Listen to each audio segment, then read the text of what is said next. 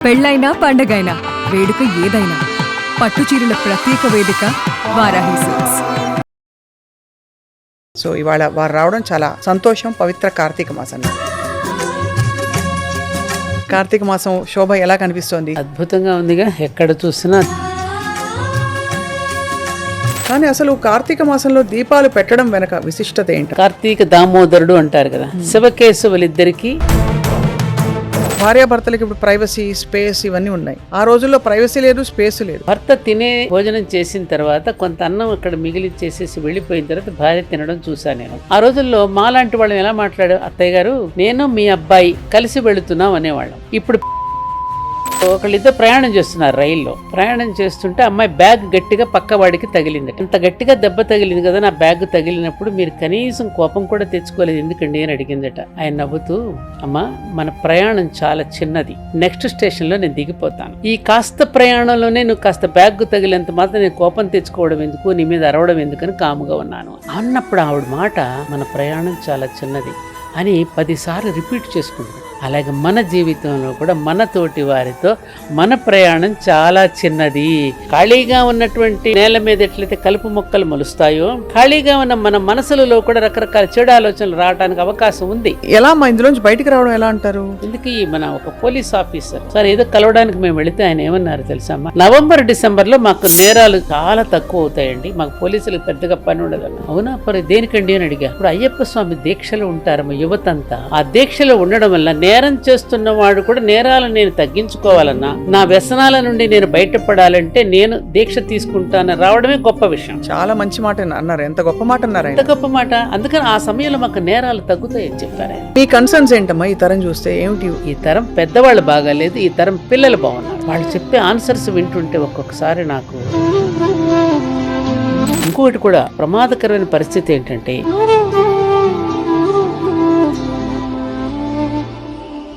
అందరికీ నమస్కారం. సుమన్ టీవీలో ప్రత్యేకంగా మనందరికీ చాలా రకాల ధర్మ సందేహాలు వస్తున్నాయి ఈ మధ్య. ఎందుకంటే కాలం మారిపోతోంది. వేగంగా పరిగెడుతున్న కాలంలో మనిషి నైజం, మనిషి తీరు, నడవడిక అన్నీ కూడా మారిపోయాయి. మరి ఇంత ఫాస్ట్ యుగంలో రాబోయే 10-15 సంవత్సరాల్లో తర్వాత తరాల వాళ్ళు ఎలా ఉంటారో ఊహించుకుంటే చాలా భయానకంగా ఉంది. సో ఇవాళ మనందరికీ చాలా గురి ఉండి ఆధునిక యుగంలో పాత సంప్రదాయాల గురించి కూడా చాలా అర్థవంతంగా అందరికీ అర్థమయ్యేలా చెప్పే సత్యవాణి గారితో మాట్లాడబోతున్నాం. భారతీయం వ్యవస్థాపకులుగా, ఆధ్యాత్మికవేత్తగా, అలాగే విప్లవాత్మక భావజాలంతో ఈ యువతని, ఇవాల్టి ఈ తరం యువతని చైతన్యవంతులను చేస్తూ వారి ప్రయాణాన్ని కొనసాగించి దానికే జీవితాన్ని అంకితం చేసిన విషయం అందరికీ తెలుసు. సో ఇవాళ వారు రావడం చాలా సంతోషం. పవిత్ర కార్తీక మాసంలో. నమస్కారం. నమస్కారం తల్లి. కార్తీక మాసం శోభ ఎలా కనిపిస్తోంది? అద్భుతంగా ఉందిగా, ఎక్కడ చూసినా దేదీప్యమానంగా దీపాల వెలుగులో ఆలయాలన్నీ వెలిగిపోతున్నాయి. దానితో పాటు జీవితాలు కూడా వెలిగించుకుంటే ఇంకా అద్భుతంగా ఉంటుంది. మంచి మాట చెప్పారు. నేను అడగబోతున్న ప్రశ్న అదే. అవునా? అంటే మనకి ఈ మధ్య పండగల పట్ల, వీటన్నిటి పట్ల చాలా శ్రద్ధ పెరిగింది. అంటే అమాంతం లైట్లు పెట్టేస్తున్నాం, బయటంతా సందడిగా ఉంటుంది వాతావరణం. కానీ మామూలు మధ్యలో ఉండే ఖాళీ సమయాల్లో, పండగల మధ్య ఉండే సమయంలో మన జీవితాలు ఎలా ఉన్నాయంటే చెప్పలేకపోతుంది. సో ఏమిటి, ఎందుకు అలా తయారైందమ్మా? మీకేమనిపిస్తుంది? మీరు ఆ తరం నుంచి ఈ తరం దాకా చూసారు. శ్రద్ధ పెరిగింది అనడం కంటే కూడా ఒక పోటీ తత్వం పెరిగిందంటే, వాళ్ళకన్నా నేను బాగా లక్షల దీపాలు వెలిగించాలి, వెలిగించే దీపం ఒక్కటైనా చాలమ్మా. అసలు దీపాలు ఎందుకు వెలిగించుకుంటాం? ఒక జీవితాన్ని ఉదాహరణగా తీసుకుని మరొక జీవితాన్ని అర్థవంతంగా మలుచుకోవడానికి, వెలిగించుకోవడానికి చేసుకునే దీపాలే దీపావళి మనకు కదా. అర్థవంతంగా చేసుకుంటున్నామా, లేకపోతే మనం ఏమంటారు 10 మంది మెచ్చుకోవడానికి, 10 మందిని ప్రశంసించడానికి, గొప్పగా చెప్పుకోవడానికి చేసుకుంటున్నామా అన్న దగ్గర మనం ఆగిపోయాం. ఒక రకంగా పూజాధికారులు, యజ్ఞాగాది క్రతువుల్లో కూడా ఆడంబరత పెరిగింది ఎక్కువగా. పేరు ప్రతిష్టల కోసం చేయడం అనేది ఎక్కువ జరుగుతుంది. అందుకని మనం చేసే యజ్ఞయాగాదులు కూడా ఫలించడం లేదు. ఆత్మ దర్శనం మనకు కలగడంలా. ఒకప్పుడు ఇవేమీ లేవు కదా, ఏమీ లేకుండానే దేవాలయాలు, గ్రామంలో ఉన్న దేవాలయంలో వెలిగించుకున్న దీపాలన్నీ కూడా చాలా చక్కగా ప్రతి స్త్రీమూర్తి కూడా సాయంకాలం గుడిలోకి వెళ్ళి అక్కడ గూడు ఒకటి పెట్టుండేవారు. చక్కగా త్రికోణాకారంలో ఉండే గూడులో ప్రతివారు దీపాలు వెలిగించుకుని వారికి ఎవరైతే వారి జీవితంలో సహాయ సహకారాలు అందించారో వాళ్ళందరూ సుఖంగా ఉండాలని, వాళ్ళందరికీ కూడా ఉత్తమ గతులు సంప్రాప్తించాలని కోరుకుంటూ దీపాలు వెలిగించేవారు. వాళ్ళ పక్కవాడి క్షేమం ఎవరం కోరుకుంటున్నాం? ఊరికే సర్వేజన సుఖినో భవంతుని ఊరికే లిప్ సర్వీస్ అవుతోంది తప్ప హృదయగతంగా ఆలోచిస్తే మనలో హృదయగతంగా ఎంత మార్పు వచ్చింది, మనసులో ఎంత పరివర్తన కలిగిందనేది గనక మనల్ని మనం తడిమి చూసుకుంటే. కానీ అసలు కార్తీక మాసంలో దీపాలు పెట్టడం వెనక విశిష్టత ఏంటమ్మా? దీపాలు కేవలం అంటే ఇది అందరూ బాగుండాలి, సుభిక్షంగా ఉండాలని పెట్టుకుంటారా? లేదు శివైక్యం, శివుడితో మమేకం అవ్వడానికి ఒక అద్భుతమైన అవకాశం అనా? కార్తీక మాసంలో కార్తీక దామోదరుడు అంటారు కదా, శివకేశవులిద్దరికీ భేదం లేదనేటువంటి విషయం ప్రకటితమవుతుంది. శివాయ విష్ణు రూపాయ శివయే, ఒక్కరే రెండు పోర్ట్ఫోలియో నిర్వహిస్తున్నారు అంతే. ఆ పోర్ట్ఫోలియో నిర్వహించాడు, ఆ పేరుతో పిలువబడుతున్నాడు అంతే. లయం చేసుకుంటున్నప్పుడు అదే దైవం శివుడు అంటున్నాం, పోషణ చేస్తున్నప్పుడు అదే దైవాన్ని విష్ణు అంటున్నాం, ఇద్దరు ఒకటే.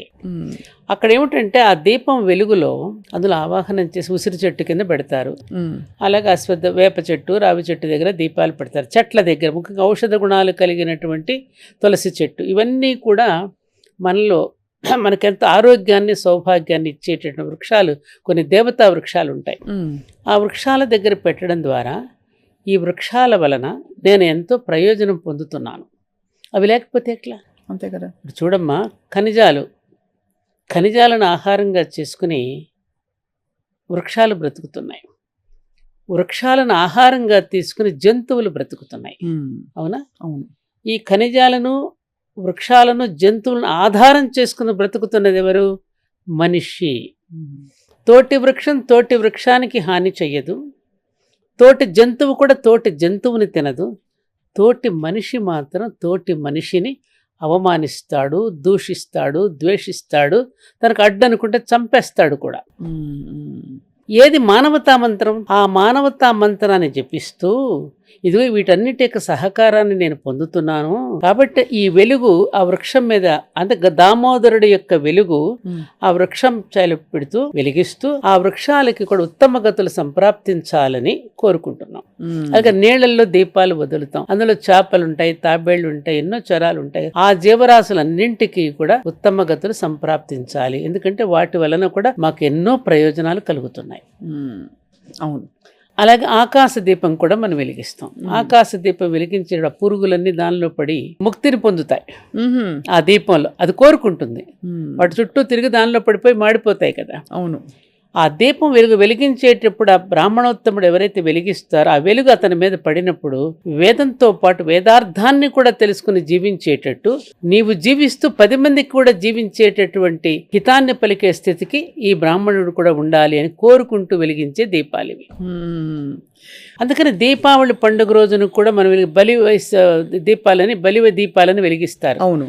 జీవితంలో మనకి ఎవరెవరైతే మన తాతగారు, ముత్తాతగారు, మన స్నేహితులు, లేకపోతే ఇంకా మనకు హితం కోరుకునే వాళ్ళు, గ్రామంలో మనకి ఏమైనా సహాయం చేసిన వాళ్ళు, వాళ్ళని తలుచుకుంటూ వాళ్ళకి కృతజ్ఞత చెప్పుకుంటూ వాళ్ళ పేరిట కూడా ఒక దీపం వెలిగిస్తాం. ఇదంతా ఒక గొప్ప సంస్కారం. అటువంటి సంస్కారయుతమైనటువంటి మానసిక స్థితిని మనలో పెంపొందించడానికి, మనం ఒక శీలవంతులుగా మారడానికి చేసినటువంటి ప్రక్రియ మనకి దీపాలు వెలిగించడంలో కనిపిస్తుంది. అదే అంటే ఆ జ్యోతిని మన లోపల కూడా మనం మరి లోపల ఒకటి మంత్రపుష్పంలో చెప్పారు, లోపల వెలిగే జ్యోతి పీతవర్ణంలో ఉండే మంత్రపుష్పంలో వర్ణిస్తారు కదా, లోపల ఉన్న జ్యోతి ఉన్నది కదా, అది కొడిగట్టుకోకుండా ఉండడానికి ఇవన్నీ ఈ ప్రక్రియలన్నీ పెట్టారు మన ఋషులు. ఈ దీపం కూడా కొడిగట్టుతో ఉన్నప్పుడు దానికి ఏమిటేస్తాం మనం? కొడిగట్టుకుని ఉండాలంటే ఉత్తమమైన ఆలోచనలు, ఉత్తమమైన ఆలోచనలు ఉత్తమమైన మంచి మాటలుగా రూపొందుతాయి, మంచి మాటలే క్రియలుగా రూపొందుతాయి, క్రియలే అలవాట్లుగా రూపొందుతాయి, ఆ అలవాట్లే నడవడికగా మారుతుంది. మంచి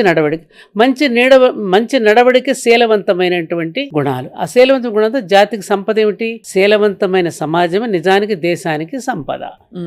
ఇంత ప్రొసీజర్ పెట్టి మనలో సత్వరజస్తమో గుణాలను సరైన నిష్పత్తిలో ఉంచుకోవడానికి దీపాలు వెలిగించమ్మా, మెట్లకు బొట్టు పెట్టు, భజనలు చెయ్యండి, కీర్తనలు పాడండి, ఈ ప్రదక్షిణలు చెయ్యండి. వీటన్నింటిని కనుక పెట్టకపోతే స్వప్న మనలో తమోగుణం ఎక్కువైపోతుంది. అందుకని ఈ త్రిగుణాలను సరైన నిష్పత్తిలో ఉంచడం కోసం అని చెప్పి మనకి క్రియాకలాపాల మీద దృష్టి పెట్టారు. మనం చూడండి, ఖాళీగా ఉన్నప్పుడు ఏమనిపిస్తుంది? పచ్చిమిరగా బజ్జీలు తిందాం, సినిమాకి పోదామా? ఖాళీగా ఉన్నటువంటి నేల మీద ఎట్లయితే కలుపు మొక్కలు మొలుస్తాయో ఖాళీగా ఉన్న మన మనసులలో కూడా రకరకాల చెడు ఆలోచనలు రావడానికి అవకాశం ఉంది. అంటే అవన్నీ మన ఆరోగ్యానికి, మంచి మనసుకి, జీవితానికి ఏది మంచిది కాదంట. మంచిది అందుకని టైంని ఇట్లా పెట్టేస్తే, అందులో నిమగ్నలు చేసేస్తే కర్మ జ్ఞానము రెండు సైమల్టేనియస్ గా రెండు పాదాలు లాంటివి, ఒక పాదం వెనుక ఒక పాదం నడుస్తున్నట్టుగా, రెండు రైలు పట్టాల రెండు ఒకేసారి నడిచేది కదా. అందుకని కర్మది ఈ జ్ఞానాన్ని కలిపి మనకి కర్మకాండాల్లో పెట్టి చేయించేశారు. దానివల్ల ప్రయోజనం పొందుతున్నాం. ఎందుకు మన ఒక పోలీస్ ఆఫీసర్ పరవ గారు ఉండేవారు సార్, ఏదో కలవడానికి మేము వెళితే ఆయన ఏమన్నారు తెలుసా? ఆయన పోలీస్ ఆఫీసర్, నవంబర్ డిసెంబర్లో మాకు నేరాలు చాలా తక్కువ అవుతాయండి, మాకు పోలీసులకు పెద్దగా పని ఉండదన్న. అవునా, మరి దేనికండి అని అడిగా. ఇప్పుడు అయ్యప్ప స్వామి దీక్షలో ఉంటారు మా యువతంతా. ఆ దీక్షలో ఉండడం వల్ల నేరం చేస్తున్న వాడు కూడా నేరాలను నేను తగ్గించుకోవాలన్నా, నా వ్యసనాల నుండి నేను బయటపడాలంటే నేను దీక్ష తీసుకుంటాను రావడమే గొప్ప విషయం. చాలా మంచి మాట అన్నారు. ఎంత గొప్ప మాట అన్నారు, ఎంత గొప్ప మాట. అందుకని ఆ సమయంలో మాకు నేరాలు తగ్గుతాయి. అలాగే కార్తీక మాసం రాగానే ఒక పవిత్రమైన భావన కలుగుతుంది, అట్లీస్ట్ ఒక భయం, భక్తి అంతవరకు పాజిటివ్ ఆలోచనలు ఉంటాయి. కాబట్టి ఆలయ ప్రాంగణంలో కూడా వెళ్ళిన ప్రతి ఒక్కరికి ఒక ప్రశాంతత లభిస్తుంది. ఆ దీపం వెలుగులో తమను తాము చూసుకోవడానికి, ఆ వెలుగులో వాళ్ళ యొక్క జీవితాన్ని వెలిగించుకోవడానికి కూడా అవకాశం. మీ చిన్నప్పుడంతా ఎలా ఉండేదమ్మా కార్తీక మాసం వేళ? మీకు ఎలా క్రమశిక్షణ అమ్మగారు చెప్పించారు? ఏమేమి చెప్పించారు? చాలా బాగుంది. తెల్లవారుజామునే లేవడం, చన్నీటి స్నానం చేయడం. చన్నీటి స్నానమే. గోవులు ఉండేవి కదా ఇంట్లో, గో పూజ, తులసి పూజ, అంతవరకే. ఎందుకంటే గృహస్థాశ్రమంలో ఉండేటటువంటి ముఖ్యంగా రైతు కుటుంబాల్లో, గ్రామాలలో అంతకంటే ఎక్కువ చేయడానికి వాళ్ళకి అవకాశం ఉంది. ఎందుకంటే బోలెడంత పని ఉంటుందమ్మా. ఇప్పుడంటే మీకు ఆధునిక సౌకర్యాలు వచ్చాయి, రుబ్బుకోవాలి, వండుకోవాలి, బయట పొయ్యిలు పెట్టి వెలిగించుకోవాలి, బంధువులు వస్తూ ఉంటారు. గ్యాస్ పొయ్యిలు ఏమి లేవు కదా, బయట బయట పొయ్యిలు ఉండేవి. ఎందుకంటే బయట పొయ్యి పెట్టుకుంటే సూర్యరశ్మి పడుతూ ఆ వంట బాగుంటుందని. ఆ రకమైన ఆరోగ్యకరమైన పద్ధతులు ఉండేవి కదా. అందుకని పనినే పూజగా భావించేటటువంటి వారు. సాయంకాలం వేళ మాత్రం దేవాలయానికి కూడా గూట్లో ఒక దీపం వెలిగించి సంకీర్తనలు పాడేవారు, భజనలు చేసేవారు, హరికథలు అలాంటివి చెప్పించేవారు. చాలా బాగుండేది. ఆహార నియమాలు ఎలా ఉండేది ఆ రోజుల్లో? ఎందుకంటే ఇప్పుడు మీరు అన్నట్టుగా వెరైటీలు పెరిగిపోయాయి. ఇంట్లో కూర్చుని ఎప్పుడు పడితే అప్పుడు రాత్రి 3 గంటలకైనా 2 గంటలకైనా ఏదో ఒకటి తెప్పించుకునే, బటన్ నొక్కేస్తే వచ్చేస్తున్నాయి. ఇప్పుడు బోలెడు వచ్చేసినాయి, ఆర్డర్ ఇవ్వగానే ఇట్లా నొక్కేగానే వచ్చేస్తున్నాయి కదా. ఆహార నియమాలు చాలా చక్కగా పాటించేవారు. ఒక్క పూట మాత్రమే భోజనం చేసేవారు, అది కూడా సాత్వికమైన ఆహారం. మజ్జిగన్నము లేకపోతే చారన్నం అట్లాంటివి తప్ప ఏ రకమైనటువంటి నాన్ వెజిటేరియన్ అట్లాంటివి లేకుండా సాత్వికంగా ఉండడానికి ప్రయత్నించేవారు. ఆ సమయంలో ముఖ్యంగా మా చిన్నప్పుడు నాకు బాగా నచ్చిన విషయం ఏంటంటే, మేము పక్కనే మా హై స్కూల్ ఉండేది, మేము అక్కడ చదువుకునేవాళ్ళం. చుట్టూ మామిడి తోటలు ఉండేవి కదమ్మా. ఇక ఒక రోజున కార్తీక వనభోజనాలకు వెళ్ళే ముందు రోజు ట్రాక్టర్లో ఎడ్ల బళ్ళ మీద మన ఇంట్లో ఉన్న రోళ్ళు, రోకళ్ళు, పెద్ద పెద్ద డేగిసాలు, కాగులు ఇవన్నీ ట్రాక్టర్ల మీద, బళ్ళ మీద తోటల్లోకి పంపేవారు. ఆ ఊరిలో ఉన్నటువంటి బ్రాహ్మణులు వాళ్ళు వంట చేసేవారు. సాత్విక ఆహారాన్ని మాకు పరిచయం చేసేవారు. ఏది ఉల్లి వెల్లుల్లి లేకుండా పచ్చళ్ళు నూరడం, మంచి పులిహోర, పెరుగన్నం, ముఖ్యంగా గుమ్మడికాయ కూర, నేతి బీరకాయ పచ్చడి, ఇవన్నీ చేసి సాత్విక ఆహారాన్ని తీసుకోవటం ఎట్లాగో నేర్పేవారు. దానితో పాటు ఇంకోటి ఏమిటి, మన గ్రామంలో ఉన్న అన్ని కులాల వాళ్ళని పిలిచేవారు. వీళ్ళు వంట చేసేవారు, అన్ని కులాల వాళ్ళని భోజనానికి పిలిచి అందరూ కలివిడితనంగా ఉండి భోజనం చేసేవారు. కానీ అప్పుడు అంత మంచి సౌభ్రాతృత్వం ఉండేది. ఇప్పుడు కులతత్వం ఎలా పెరిగిపోయింది మరి? ఇంకా ముందుకెళ్ళాం కదా మనం ఆధునికంగా. రాజకీయాలు వచ్చిన తర్వాత ఈ ఎర్షడ్ వర్గాలని గ్రామాల్లో ప్రవేశించాయి. ఓహో, అంత అప్పుడు లేవు, అంతకు ముందు అయితే ఎవరి పని వాళ్ళు. మా సమాజంలో ఇవన్నీ అంగాలం, శరీరానికి మనకు అంగాలు ఎటువంటివో ఈ విభాగాలన్నీ కూడా అంగాలు. ఎవరు లేకపోయినా నడవదుగా సమాజం. వృత్తులు, అన్ని వృత్తుల వాళ్ళు కూడా ఒకరికొకరు సహకరించుకుంటూ జీవన విధానం అనేది మన భారతీయ జీవన విధానం. ఎవరు లేకపోతే నడుస్తుంది? చాకలి సోదరుడు, మంగలి సోదరుడు, మాదిగ సోదరుడు, ఒక్కొక్కడు ఒక్కొక్క వృత్తిని నిర్వహిస్తూ ఉంటే ఆ వృత్తిని కూడా మనందరం కూడా ప్రోత్సహిస్తూ వారి దగ్గర మనము, మన దగ్గర వాళ్ళు తీసుకుంటూ ఒకరికొకరు సహకరించుకుంటూ బ్రతికిన గ్రామీణ జీవితం ఎంత గొప్పగా ఉండేది. నా పెళ్లి టైంలో అసలు డబ్బులు ఖర్చు అవ్వండి పెళ్లిళ్ళకి. పలానా ఊర్లో పలానా వారు అమ్మాయికి పెళ్ళి అవుతోంది, పాలన్నీ వారింటికి పంపండి, కూరగాయలు, బియ్యం దగ్గర నుంచి, పెరుగు దగ్గర నుంచి అందరి ఇంట్లో మన ఇంటికే వచ్చేసేవి. అంతేగాని ఇలా అసలు లక్షలు కోట్లు పెట్టి సమస్య లేదు, అస్సలు లేదండి. ఆ రోజుల్లో అనుకుంటే వేల కూడా లేవు, వేల ఖర్చు. పెళ్లి సామాన్లు కూడా బంధువులందరూ కలిసి కొనిచ్చేవారు. వాళ్ళకి సంసారం చేసుకోవడానికి, మన కుటుంబం నడవడానికి కావలసిన సామగ్రి అంతా బంధువులంతా కొనిచ్చేవారు. బంధువులు ముందుగానే వచ్చేవారు, వాళ్లే వంటలు చేసేవారు. సరసల్లాపాలు ఆడుకుంటూ మరదళ్ళు బావలు వీళ్ళందరూ వస్తే హాస్యాలు ఆడుకుంటూ అసలు ఆ పెళ్లి వైభవం ఇప్పుడు ఎక్కడున్నాయమ్మా? ఇప్పుడు కూడా పెళ్లిళ్ళకి వెళితే వాళ్ళని రిసీవ్ చేసుకోవటానికి ఎయిర్ హోస్టల్కి నిలబెడుతున్నారు, అక్కడ బౌన్సర్లను పెడుతున్నారు పైకి ఎక్కనివ్వకుండా. అక్షంతలు వేయడాన్ని వేల మందిని పిలవడం ఎందుకు? ఆ బౌన్సర్లను పెట్టుకుని పిలిచిన వాళ్ళని వచ్చిన వాళ్ళని వాళ్ళు ఇప్పుడే రాకండి అని చెప్పడం దీనికి అవమానం కాదు అది? అవునవును, వింత వింత పోకడలు వచ్చేసాయి చాలా. అదే మనిషికి మధ్య ఉండే బంధాలు. మీరు ఇందాక అన్నారు కదా స్వప్న, ఒకప్పుడు ప్రయాణ సౌకర్యాలు లేవు, ఇంత రవాణా సౌకర్యాలు రోడ్ల సౌకర్యాలు కూడా లేవు. ఎక్కడికక్కడ గ్రామీణ జీవితంలో అక్కడికున్నటువంటి చిన్న చిన్న గ్రామాలు వాళ్ళు అందరూ కలిసి ఉండేవాళ్ళు, పరిమితంగా ఉన్నా కూడా బాగుండేది. ఇప్పుడు ఏమైంది? విస్తృతం అయ్యింది, రవాణా సౌకర్యాలు పెరిగాయి, ఆధునిక సౌకర్యాలు పెరిగాయి. ఒకరి సంస్కృతి ఒకరి సంసర్గం చెందుతోంది. పాశ్చాత్య సంస్కృతి మన సంస్కృతి, దానికి తోడు పక్క రాష్ట్రం. ఇప్పుడు మెహందీ అనేది మనకు లేదు, అది వచ్చేసింది కొత్తగా మన పెళ్లిళ్ళలో. 5 రోజుల పెళ్లిళ్ళు 6 రోజులు ఒక రకంగా ఉండేది, ఒక అందంగా ఉండేది. దంచుకోవడం మొదలుకొని అన్ని కదా, పసుపు దంచడం, పసుపు అవన్నీ ఉన్నాయి. 5 రోజుల పెళ్లిళ్ళు 6 రోజుల్లోనే ఉండేవి. ఎలా ఉండేవి? ముందుగానే పెళ్లి కుమార్తెను చేస్తే బంధువుల్లో ఉన్నవాళ్ళు ఒక రోజున అమ్మాయిని తీసుకుని వెళ్ళి వాళ్ళింట్లో పెళ్లి కూతురుని చేసి ఆ బంధువులందరినీ పిలిచి అదొక సందడి, అదొక అందంగా ఉండేది. అవును, రకరకాలుగా ఉండేవి అక్కడ పెళ్ళిళ్ళు. బంధువులు వచ్చిన వాళ్ళు 4 రోజులు ఉండేవారు, ఆ ఆనందం వేరుగా ఉండేది. ఇప్పుడున్నటువంటి పెళ్ళిళ్ళు కృతకమైనటువంటి వాతావరణంలో జరుగుతున్నాయి. అవును, ఎక్కడ ఆప్యాయత, ఆత్మీయమైనటువంటి ఒక పలకరింపు అవేమీ లేవు. వాటిని కూడా కృత్రిమమైన మనుషుల్ని పెడుతున్నారు. మీరు అదే అన్నారు కదా, ఎయిర్ హోస్టెస్ పర్ఫెక్ట్ గా రాగానే ఓ పువ్వు ఇస్తారు, ఏదో చల్లుతారు, పైన పన్నీర్ చల్లుతారు. వెళ్ళండి భోజనాలు చేయడం ఓ పెద్ద ఎగ్జిబిషన్ లాగా దాదాపు కొన్ని వందల వెరైటీస్ పెట్టేస్తున్నారు. ఇది మెక్సికన్ ఫుడ్ అంటారు, చైనీస్ ఫుడ్ అంటారు, రకరకాలు. ఏది తినలేము, చావలేమటిని ఆస్వాదించలేము. ఒకటి కలిసిపోతుంటే ఆ పేర్లు తెలియవు, ఏది వడ్డించుకోవాలో తెలియక ప్లేట్ అక్కడ పారేసి వస్తాం. ఆ ప్లేట్ పట్టుకుంటేనే ఇంత బరువు ఉంటుంది, నిలబడి తినలేము. డబ్బులు చూస్తే వృధా. పోనీ ఇంత వృధా చేసి ఇంత ఖర్చు పెట్టి పెళ్లి చేస్తే ఆ కాపురాలు ఏమైనా కలకాలంగా నిలబడుతున్నాయా అంటే మళ్ళీ అది గ్యారంటీ లేదు. అది అంతే కదా, అది పెద్ద విషయం. అవును, కరెక్ట్. అంటే మార్పు కాలంలో రాలేదు స్వప్న, మనలో ఆ గడియారం అలాగే తిరుగుతోంది కమ్మా. అదే సూర్యుడు, అదే చంద్రుడు, అవే నక్షత్రాలు, అదే భూమి, అదే ఆకాశం, అలాగే ఉంది కాలం. కాలంలో మార్పులు కాదు వచ్చింది, మనుషులలో మార్పు వచ్చింది, మన ఆలోచనలలో మార్పు. అమ్మ, 1-2 సున్నితమైన అంశాలు ప్రస్తావిస్తాను. చెప్పండి. ఆ రోజుల్లో ఉమ్మడి కుటుంబాలు బాగా పొలమని ఒక ఇంట్లో చాలా మంది కలిసి ఉండేవారు. ఇప్పుడు భార్యాభర్తలకి ఇప్పుడు ప్రైవసీ, స్పేస్ ఇవన్నీ ఉన్నాయి. ఆ రోజుల్లో ప్రైవసీ లేదు, స్పేస్ లేదు. అసలు అన్యోన్య దాంపత్యం ఎట్లా సాధ్యమయ్యేది అంటే భార్యాభర్తకి ప్రత్యేకంగా వాళ్ళు కలిసి సినిమాలకు వెళ్ళడాలు, షికార్లకు వెళ్ళడాలు అవన్నీ చాలా తక్కువ. వాళ్ళిద్దరికి కలిసి మాట్లాడుకోవడానికే టైం దొరకదు. మరి ఎలా కుదురుకునేది? చాలా సున్నితంగా అడుగుతున్నాను మిమ్మల్ని. చాలా చక్కని ప్రశ్న. వాళ్ళ అన్యోన్యత ఒక రకమైనటువంటి అద్భుతమైన ఆరాధనా స్థితిలో ఉండేది. నిజంగానే మన పేరెంట్స్ ఎక్కడుండారో కూడా మనకు తెలిసేది కాదు చిన్నప్పుడు, మనకు ఇప్పటికీ గుర్తులేదు. ఏమ్మా, వాళ్ళు ఏంటంటే ఒకరికి ఉమ్మడి కుటుంబాల్లో ఉన్నప్పుడు భార్యాభర్త ఒకసారి నేను మంచి ప్రశ్న వేశారు. భర్త భోజనం చేసిన తర్వాత కొంత అన్నం అక్కడ మిగిలిచ్చేసేసి వెళ్ళిపోయిన తర్వాత భార్య తినడం చూసాను నేను.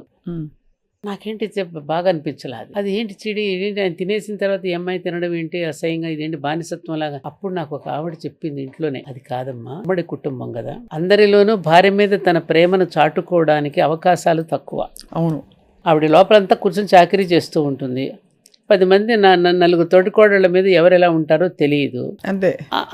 తల్లి ముందు భర్త కూడా అంత స్వతంత్రంగా మాట్లాడలేకపోయేవాడు. లోపల భార్య మీద ప్రేమ ఉంటుంది, అందుకని తను పెట్టించుకుని కావాలని ఎక్కువగా పెట్టించుకుని అందులో వదిలేసి వెళ్ళిన తర్వాత తన భార్య కోసం వదిలేసి వెళితే అది భోజనం చేస్తుంది. మరి దాన్ని ప్రేమ అంటారా? దాన్ని ఏమంటారు? ప్రేమ, ఖచ్చితంగా ప్రేమే. ఏమంటారు? అలా సైన్ లాంగ్వేజ్ ఉండేది. అలా ఉండేది, సైన్ లాంగ్వేజ్ ఉండేది. వాళ్ళ లోపల ఉంటుంది ఆ ప్రేమ, బయటికి కనిపించనిచ్చేవారు కాదు. తమ పిల్లల్ని ఎత్తుకునేవారు కాదు. మా ఇంట్లో నేను చూశానుగా, మా అన్నయ్య తన పిల్లల్ని ఎప్పుడు ఎత్తుకోవడం నేను చూడాలి. తమ్ముడు పిల్లల్ని దగ్గరికి తీసుకుని అతను ఎత్తుకునేవారు. ఆ తమ్ముడు మళ్ళీ ఆ తమ్ముడు పిల్లల్ని, అలాగే తమ సొంత పిల్లల్ని తాము దగ్గరకు తీసుకోవడానికి కూడా వాళ్ళు ఇష్టం లేక కాదు, అది ఇష్టం లేక కాదు. ఇప్పటికీ మా అన్నయ్య రాకుండా మా రెండో అన్నయ్య భోజనం చేయడు, అన్నయ్యని రాని భోజనం చేస్తా అన్నాడు. ఆ రకంగా ఒకరినొకరు గౌరవించుకుంటూ కలిసిమెలిసి ఉంటూ పొలంలోకి వెళ్ళేటప్పుడు పెద్ద తోటి కోడలు ఊరు వెళితే రెండో తోటి కోడలు వాళ్ళకి భోజనాలు పంపించడం కానీ, ఇవన్నీ గ్రామీణ వాతావరణంలో అప్పట్లో ఆ ఉమ్మడి కుటుంబాల్లో కొన్ని కష్ట నష్టాలు ఉన్నప్పటికీ కూడా వాటిని భరించి కుటుంబం కోసం అందరూ ఒకరికొకరుగా ఉన్నారు. ఇప్పుడు రామాయణం నేర్పింది అది కదమ్మా మనకి. రామాయణమే మనకి ఈ రకమైనటువంటి బాంధవ్యాన్ని నేర్పించింది. కుటుంబ జీవితం తలుచుకుంటే మనకి ఎవరు గుర్తొస్తారు? అన్నదమ్ములు అంటే రామలక్ష్మణులా ఉండాలి, అవును. తోటి కోడళ్ళు అంటే వాళ్ళ సీతారాముడిలా ఉండాలి. ఇవన్నీ మనకి మన పురాణ గాథలు ఇతిహాసాలు చెప్పినవే కదమ్మా. అలా ఉండేది గ్రామీణం. ఇప్పటికీ వాళ్ళు భర్తలు చనిపోతే కూడా ఆనాటి తల్లులు సంవత్సరాల తరబడి ఏడుస్తారు, దుఃఖిస్తారు. మరి వాళ్ళని మనకు అనిపిస్తుంది, ఏంటి వీళ్ళు ఏం చూసుకుని ఇంతగా ఏడుస్తున్నారు? అవును అనిపిస్తుంది. ఏం చూసుకుని ఇంతగా ఏడుస్తున్నారంటే వాళ్ళు ఏమైనా సమాధానం చెప్తారు? ఆశ్చర్యపోతాం వాళ్ళు చెప్పే సమాధానాలు వింటే. అమ్మ నన్ను కాకపోతే ఇంకెవరిని అంటారు? ఆయన సొంతం కదా, నేను నా సొంతం అయినా ఆయన సొంతాన్ని నేనే కదా, నన్ను కాకపోతే ఇంకెవరిని అంటారు? ఇప్పుడు దానికి రకరకాల సెక్షన్లు పెట్టి డొమెస్టిక్ అబ్యూజ్ అది ఇది రకరకాల, అంటే దానికి అఫ్ కోర్స్ అది కూడా ఒక వాస్తవం. మీరు ఈ ఆధునిక యుగంలో అది కూడా చూస్తున్నారు కదా, భర్తకు కూడా భార్య పట్ల గౌరవం లేకపోవడం. ఆ రోజుల్లో గౌరవం ఉండేది బహుశా ప్రేమతో పాటు ఉండేదండి. ఇప్పుడు అదే సహజీవనంలో ఉన్న మాధుర్యాన్ని చవి చూడలేకపోవడం, సహజీవన మాధుర్యం ఏమిటో తెలుసుకోలేకపోవడం జరుగుతున్న అపశృతులు ఇప్పుడు మనం చూస్తాం. అపశృతులు ఇవన్నీ అంటే మాట్లాడటంలో. ఒక సినిమాలో ఒక డైలాగ్ కూడా చూసాం మనం, రే మీకు ఇప్పటి కాలంలో బతకడం ఎలాగో తెలియటం లేదురా, ఒక్క మాట. ఇప్పుడు భార్యాభర్తలు ఇద్దరు సినిమాకి పోతున్నారు అనుకోండి, ఉమ్మడి కుటుంబంలో అత్తగారు ఉంటారు. ఆ రోజుల్లో మాలాంటి వాళ్ళని ఎలా మాట్లాడారు? అత్తయ్య గారు నేను మీ అబ్బాయి కలిసి వెళుతున్నాం అనేవాళ్ళం. ఇప్పుడు పిల్లలు పేరు పెట్టి చెప్పేసి వెళ్ళిపోతున్నారు. తప్పకుండా కన్న తల్లికితో కొంత ఉంటుంది కదా, అరే ఇప్పటి వరకు నా కడుపును పుట్టి పెరిగాడు, ఇంత వాడయ్యాడు, ఇప్పటికిప్పుడు ఏదో తన సొంతమైనట్టు ఇలా మాట్లాడేస్తుంది అనేటటువంటి మాట ఉంటుంది కదా. అలా మాట్లాడకుండా ఆవిడ మనసులో అలాంటి భావన కలగకుండా జాగ్రత్తగా మాట్లాడటం అనేటటువంటిది మన పూర్వీకులు మనకు నేర్పిస్తే మేము ఆ విధంగా కాపురాలు చేసాం. మీ అబ్బాయి సుమా, మీ అబ్బాయి తర్వాతే నాకు మొగుడయ్యాడు అనేది ఆవిడకు ముందుగానే అనిపించిన తర్వాత అప్పుడు ఇదేమిటంటారు దీన్ని, ఎదుటివాడి మనసును తెలుసుకుని డిప్లొమాటిక్ గా నొప్పించకుండా తాను ఇవ్వకుండా జీవించడం. అనడానికి ఏముంటుంది, లాక్కోవడం పిక్కోవడం ఉండదు, ఏముంటుంది, ఇంకేముంటుంది. చాలా మంచి నీతి ఉంది అంటే చూడండి ఎంత నీతి ఉంది. ప్రతిసారి మీ అబ్బాయి అని వీడి చెప్పడం వల్ల ఎలాగ నీ భర్త నీకే సొంతం, కానీ అలా ప్రవర్తించడం వల్ల ఎలా ఉంటుంది? ఎందుకు మీకు ఒక ఉదాహరణ చెప్తాను. మా నాన్నగారు నాకు అత్తగారింటికి పంపిస్తూ రామాయణం నా చేతిలో పెట్టి, నువ్వు సుఖంగా ఉన్నప్పుడే నాకు లెటర్ రాయి, నువ్వు కష్టంలో ఉన్నప్పుడు నాకు ఇప్పుడు లెటర్ రాయేది. ఎంత గొప్ప మాట నిజంగా. ఆ రామాయణ గ్రంథం నాకు ఎంత పనికొచ్చిందంటే స్వప్న, అంటే ఎదుటివారి యొక్క సైకాలజీని బట్టి మనం ఎలా మసులుకోవాలి, వాళ్ళని మనం ఎలా గెలవాలి అనేది నేను రామాయణంలో దొరికింది పాయింట్ నాకు. కైక రాముడు పాత్రలు అంటే మాట అనేది ఒక కామధేను అంటారు మా మాస్టర్ గారు. ఇప్పుడు వాక్కు అనేది ఒక కామధేను, అది మనం ఏది కోరితే అది ఇస్తుంది. మన అవతలి వాడిని ప్రసన్నం చేసుకోవడానికి ఎలా మాట్లాడాలి కృష్ణుడు నేర్పించాడు. చూసారా, రాముడిని కూడా ఏమంటారైనా పూర్వభాషి, వాళ్ళు నమస్కారం పెట్టకముందు ముందే ఈ నమస్కారం పెట్టేసేవాడు. ఎదుటి మనిషిని గెలవడానికి కావలసినటువంటి ఇందాక మనం అనుకున్నామే, మన ఆలోచనలే మన మాటలు, మన మాటలే మన క్రియలు, క్రియలే అలవాట్లని అక్కడ నుంచి ప్రారంభమవుతుంది మా మనిషికి జీవితం అనేది. అది నేర్చుకుని అందరూ సుఖంగా బ్రతకొచ్చు. ఎంత మంచి మాట అన్నారు. మీరు ఎప్పుడైనా కష్టాలు పడ్డారమ్మా? చాలా పడ్డారు, పడుతున్నాను కూడా. ఎలాగమ్మా ఇప్పుడు ఈ యుగంలో కూడా ఎందుకు లేవు, ఉంటాయి కదా. వాటిని ఎలా రిసీవ్ చేసుకుని దాన్ని ఎలా శృతి కలుపుకుని దాన్ని ఎలా అధిగమించాలో అనేటటువంటి ఇది తెలిసినప్పుడు మనం బయటికి ఏమి కష్టాన్ని తెలియనీయకుండా హాయిగా బ్రతికేయచ్చు. ఎందుకు కష్టాలు ఎప్పుడూ ఉంటాయి. ఎలాంటి కష్టాలు అంటే అప్పట్లో ఎలా ఉండేవి కష్టాలు మీవి? డైలీ లైఫ్ లో, దైనందిన జీవితంలో ఆర్థిక కష్టాలు ఉండేవా, లేక వేరే ఇతర రకాల ఆర్థిక కష్టాలంటే మాకు అది చాలా simple life. Military engineering services లో మా వారు వర్క్ చేసేవారు. నీతికి నిజాయితీకి ఒక మారు రూపం మా శ్రీవారు. ఆయనకు ఒక్కరే కొడుకు. మా అత్తగారు చాలా అందమైన మనిషి. చిన్నప్పుడే భర్తను కోల్పోయారు ఆవిడ. చిన్నప్పుడే భర్తను కోల్పోయి చాలా అందమైనటువంటి యువతి యొక్క మనస్తత్వం ఎలా ఉంటుంది. థర్డ్ పర్సన్ నేను వచ్చాను ఇంట్లోకి, ఒక్కడే కొడుకు, గారంగా పెంచుకున్నారు.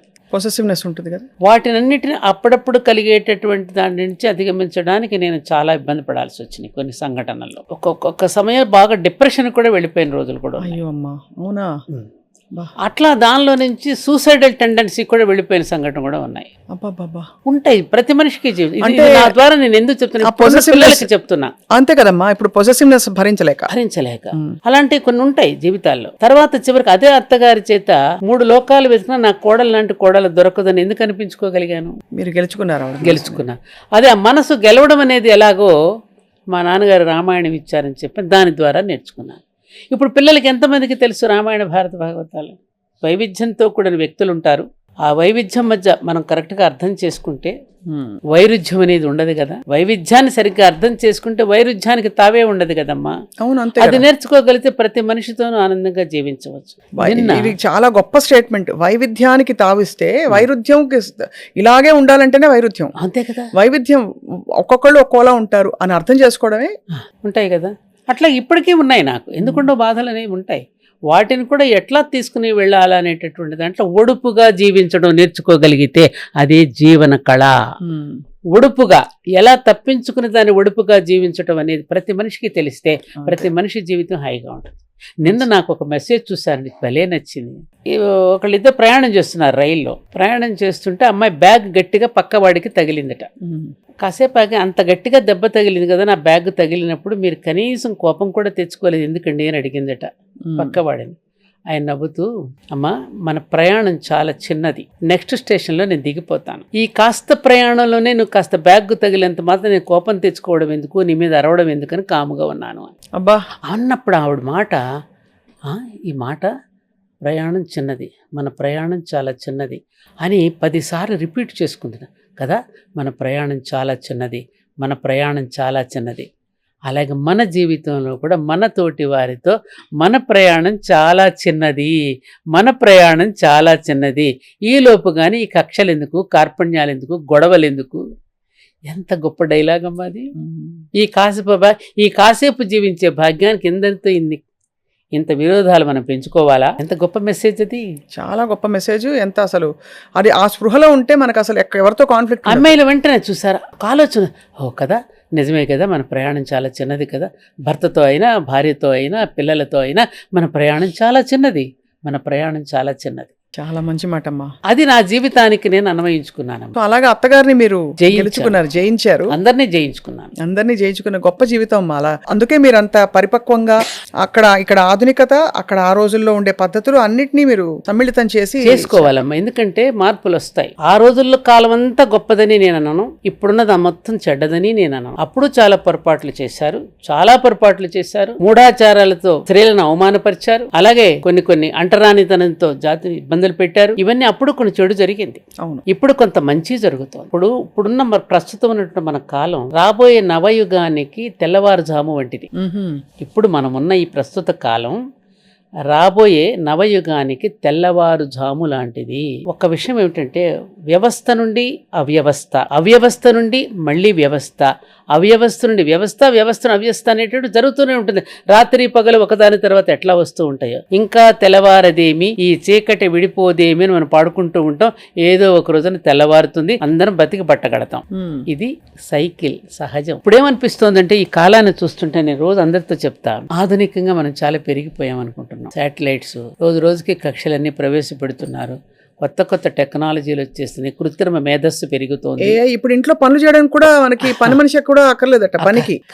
పనికి మనిషి అవసరం లేకుండా ఒక రోబో వచ్చి మన ఇంటి పనులను చేసి పెడుతుంది. ఊడవడం, తోడవడం. మనకి బ్రెయిన్ కేం పని లేదుగా, మనకేం పని లేదు. దేనికి ఈ మధ్యన నేను ఎక్కడ పళ్ళన్నీ కలిసి ఒక మీటింగ్ పెట్టుకున్నాయట, 32 పళ్ళు. వీళ్ళు ఎలాగ మానవులు ఎవరో నవలడం మానేశారు, ఇప్పుడు మింగేస్తున్నారని ఐస్ క్రీముల దగ్గర నుంచి. పళ్ళతో నమిలే పరిస్థితి లేదు కాబట్టి మనం తగ్గిపోదామని అవి కూడా నిర్ణయించుకున్నాయట. అట్లా ఇంకా బ్రెయిన్ కూడా ఇంకా మనతో వీళ్ళకి అవసరం లేదన్నప్పుడు బ్రెయిన్ కుంచుకుపోతే జీవోత్సవాల బ్రతుకుతాం, మనమంతా కోమాలోకి వెళ్ళిపోతాం, ఈ బ్రెయిన్ పనిచేయదు. అలాంటి పరిస్థితులు కూడా రాబోతున్నాయి. అందుకని ఇప్పుడున్నటువంటి ఈ పరిస్థితుల్లో నాకు అనిపించేది ఏమిటంటే, ఏదో కనిపెట్టాలని, ప్రకృతిని ఏదో జయించేసేయాలని తహతహలాడుతూ సైంటిస్టులు చాలా కనిపెడుతూ అనేక రకాల ప్రయోగాలు చేస్తూ కనిపెడుతున్నారు ఆధునికతని. సుఖవంతమైన భోగవంతమైన జీవితాన్ని గడపడానికి కావలసిన వసతులన్నీ నింపేస్తున్నారు కొంపల నిండా. అప్పుడు భగవంతుడు కూడా సహకరిస్తాడు వాళ్ళకి. ప్రకృతి తన రహస్యాలన్నీ ఈ కనిపెడుతున్నటువంటి సైంటిస్టులందరికీ ప్రకృతి ఇస్తూ ఉంటుంది, తన రహస్యాలన్నీ తీసిస్తుంటుంది ఆవిడ. అప్పుడు ప్రకృతిని నేను దర్శించాను అనుకుంటే పర్వాలేదు, నేను జయించాను అనుకుంటే అహంకారం కింద వస్తుంది. అంతే కదా. అలాగే ఋషులు కూడా తపస్సు చేసి మంచిని సమాజ శ్రేయస్సు కోసం మనకి ఆరోగ్య సూత్రాలన్నీ ఇచ్చారు. రాక్షసులు ఏం చేశారు? తపస్సు చేసి కోరకూడని కోరికలు కోరారు కదా. కంసుడి దగ్గర నుంచి, మీకు భస్మాసురుడి దగ్గర నుంచి, మన మహిషాసురుడి దగ్గర నుంచి వాళ్ళు కోరిన కోరికలన్నీ చివరికి ఏమైనాయి? వాళ్ళకే శాపాలుగా మారి వాళ్ళ అవును. సెల్ఫ్ వినాశనానికి గోల్ వేసుకున్నారు. కారణమైంది. అవును. ఇప్పుడు సైంటిస్టులు కూడా కనిపెడుతున్నాం అనుకున్నవన్నీ కూడా, ఒరే బాబు మీరు అడుగుతున్నారు నేను ఇస్తున్నాను, మీకే తెలిసి వస్తుందిలే దీని వలన ఎంత నష్టం జరుగుతుందో అని ప్రకృతి కూడా వాళ్ళకి అన్నీ ఇచ్చేస్తోంది. ఎందుకంటే ప్రాక్టికల్గా వాడికి తెలియాలి కదా. పిల్లవాడు నిప్పు ముట్టుకుంటూ ఉంటే "ఒరేయ్ ముట్టుకోవద్దురా" అంటాం మనం. ముట్టుకున్న తర్వాత ఏమంటున్నాం, కాలిన తర్వాత వాడు ఇలా తెలిసి వచ్చిందా, దోల తీరిందా అని అంటున్నావా లేదా? అవునవును. అలాగే ప్రకృతి కూడా తనయన్నీ ఇస్తోంది, తెలిసొచ్చిందా, నీకు రోగం కుదిరిందా అనేటటువంటి సమాధానం చెప్పడానికి ప్రకృతి సిద్ధపడుతోంది. అందుకే జల ప్రళయాలు కూడా వచ్చేస్తున్నాయి. మీరు ఎంత కరెక్ట్‌గా అన్నారంటే అమ్మా, ఇప్పుడు ఆధునిక యుగంలో మనం సౌకర్యాలను భావించేవన్నీ కూడా మనకే శాపాలుగా నాశనమే. మారుతాయంటారు. వాళ్ళే చెప్పారుగమ్మా, మేము కనిపెట్టామని గొప్పగా ఫోన్ చెప్పుకుంటున్నవన్నీ అలాగే జాతి అయిందిగా. యొక్క వినాశనానికే అని వాళ్ళే చెప్పారుగా. హ్మ్. ఐన్స్టీన్ లాంటి వాళ్ళందరూ ఈ విజ్ఞానం అంతా వినాశనానికే అని చెప్పారుగా. హ్మ్. ఈ విజ్ఞానం గొప్పదా, వివేకం గొప్పదా? మానవుడికి ఏది కావాలి, వివేకమా విజ్ఞానమా? వివేకమే. కదమ్మా. మరి వివేకంతో జీవించడానికి లేనప్పుడు మరి ఎందుకు ఈ విజ్ఞానం ఏం చేసుకుంటాం? ఏం చేసుకుంటాం? ఇప్పుడే మీరు వస్తున్నప్పుడు రే నేను వెళ్ళి మా మనవాడిని అడిగాను, వాడు టిఫిన్ తింటున్నాడు, రే ఇట్లా వెళితే ఎక్కడికి వెళ్తున్నావు నాన్నమ్మ అని అడిగితే ఇట్లా వెళుతున్నాను రా, మరి ఇప్పుడున్నటువంటి మారిపోతున్న పిల్లల గురించి ఏదో నన్ను అడుగుతారంటే చెప్పాలి, ఏం చెప్పమంటే ఎవరికి ఏం కావాలో వాళ్ళకే అర్థం కావట్లేదని చెప్పమ్మని అన్నాడు వాడు. ఓహో! అంత అర్థమైతే ధన్యుడే. అర్థమైంది వాడికి. ఆ మాత్రం అర్థమైతే. ఎవరికి ఏం కావాలో వాళ్ళకే అర్థం కావట్లేదని చెప్పమ్మని అన్నాడు వాడు. అంతే. కరెక్టే కదా. అవును. కాబట్టి ఇప్పుడున్న యువతకి వాళ్ళకి ఏం కావాలో వాళ్ళకే తెలియటలా. ఎందుకని? నువ్వు అన్ని సౌకర్యాలు ఇచ్చేస్తున్నావు వాడికి. అవును. ఏది అడిగితే అది ఇచ్చేస్తున్నావు, ఇన్స్టెంట్గా అన్ని దొరికేస్తున్నాయి వాడికి. అవును. నిజంగానే వాడికి ఏం కావాలో వాడికి తెలియడలా. నెక్స్ట్ ఏంటి?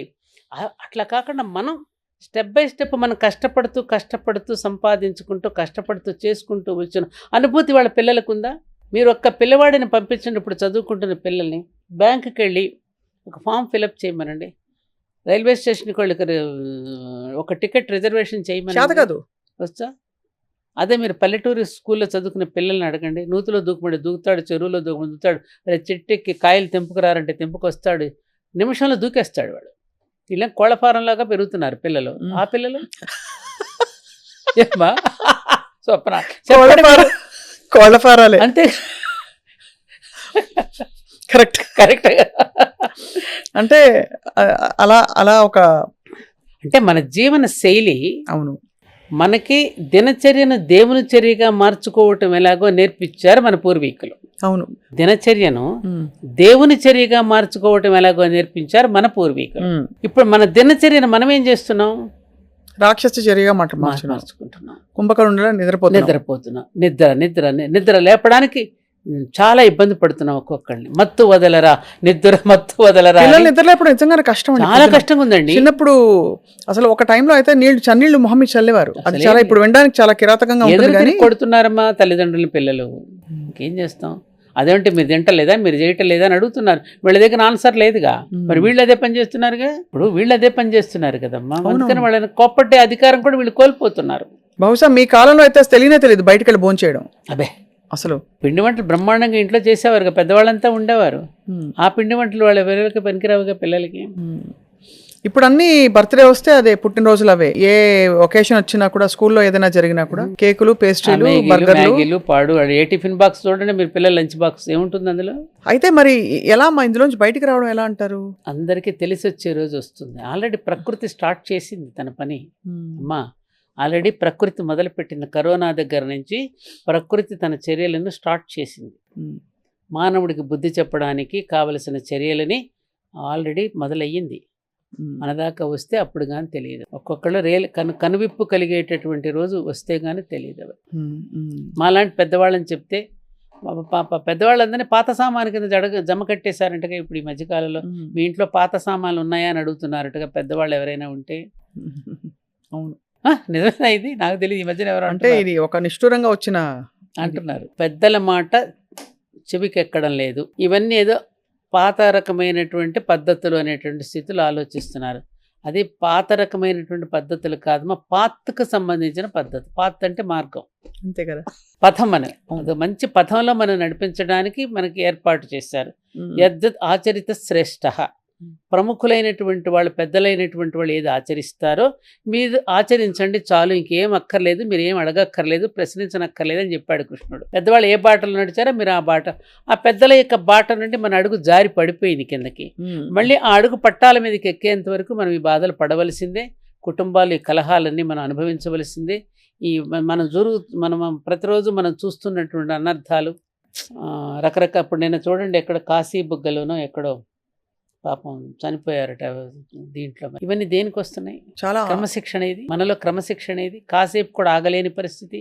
పైగా ఒక్క విషయంలో మాత్రం చాలా బాధపడుతున్నాను స్వప్నం. ఈ దేశంలో ఒక భిక్షగాడు, ఒక దొంగ కూడా లేనటువంటి దేశం. ఆడంటాడు కదా, మన బ్రిటిష్ పార్లమెంట్లో బెబింగ్టన్ మెకాలే, భారతదేశం అంతా తిరిగి వచ్చాను నేను, కాశ్మీర్ నుండి కన్యాకుమారి వరకు, ఎక్కడ ఒక దొంగ కానీ ఒక భిక్షగాడు కానీ నాకు కనిపించలేదు.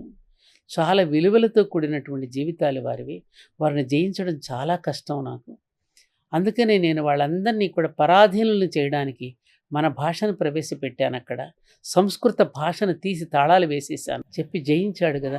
అలా ఒక్క దొంగ, ఒక భిక్షగాడు లేని దేశంలో ప్రతి మనిషిని ఒక భిక్షగాడి కింద, ఒక దొంగగా చేసేసారు కదమ్మా. చేసేసామా లేదా? ఉచితంగా వచ్చిందంటే పరిగెట్టిపోవడమా?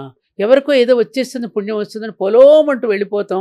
ఒక క్రమశిక్షణ లేదు, పాడు లేదు. ఎంతమంది అక్కడికి వెళ్ళగానే మీకు ఆ పుణ్యం వచ్చేస్తుందని అనగానే పొలోమంటూ పరిగెత్తుకు వెళ్ళి ప్రాణాలు కోల్పోతున్నారు కదా. చాలా అవును.